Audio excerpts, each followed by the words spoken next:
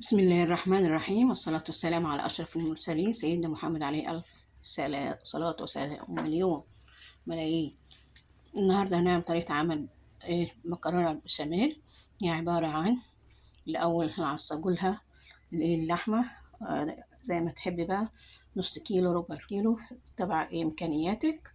خلاص، وادي البصلاية كبيرة أو بصلتين وعليهم بهارات اللحمة وفلفل الأسود والملح. ادي اللحمه المعصجه اللي هتحشيها بيها. خلاص، ممكن تحطي جزرايه تديها برضو قيمه غذائيه. وادي المكرونه هي تنسلقها. خلاص، ومصفياها. والبشاميل ادي نص كيلو او اكتر لبن زي ما تحبي، من نص كيلو، كيلو الا ربع زي ما تحبي. عليه ادي 6 معالق دقيق. والبهارات اهيت بتاعت البهارات اللي هنبهر بيها البشاميل. هتبهري بيها البشاميل، واللي هتبهر بيها البيض اللي هو بتاع الوش. ادي بيضتين همت نضربهم كده، وفي الاخر نحطه. خلاص. ولو تحتاجت برضو لبن، انا هحط لبن كده اهوت، وفيه قشطة، يعني لبن بالقشطة كده وجميل. خلاص، يلا بينا نعمل الكلام ده ونطبقه. هناخد ونعمل العصاج. خلاص.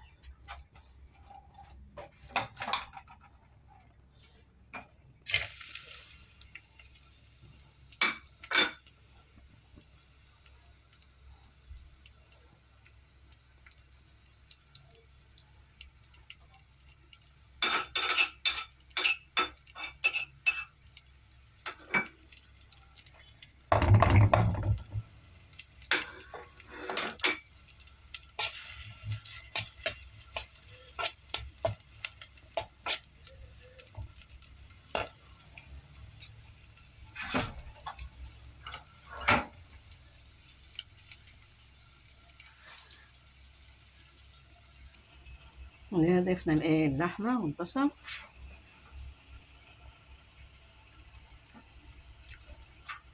هنحط البهارات بتاعتها اهيت، بهارات اللحمة والفلفل الأسود والملح. وفي ناس بتحط لها كزبرة أو كمون، كل واحد بقى ما هو عايز البهارات بتاعته يعني. وهتسيبها بقى تستوي كده شوية مع بعضيها كده.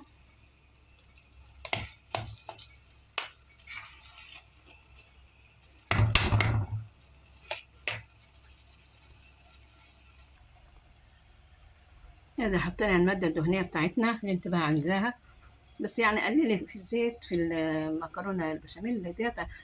كتر من السمنة، مثلا ممكن يكون سمنة معلقة، حتى سمنة بلدي ولا حاجة تغمسيها بيها يعني، عشان يبقى لها طعم كده شمخ. ادي هنحط الدقيق. شايفين؟ فاكرين حلاوة الدقيق اللي كنا بنعملوها؟ بس دي على فاتح بقى. وسد الحنك. فاكرين سد الحنك اللي كانت امهاتنا تعمله لنا في الشتاء لما بنجوعهم بالليل؟ تعمل لنا سد الحنك، تعمل لنا السمنة، بس كانت سمنة بلدي طبعا.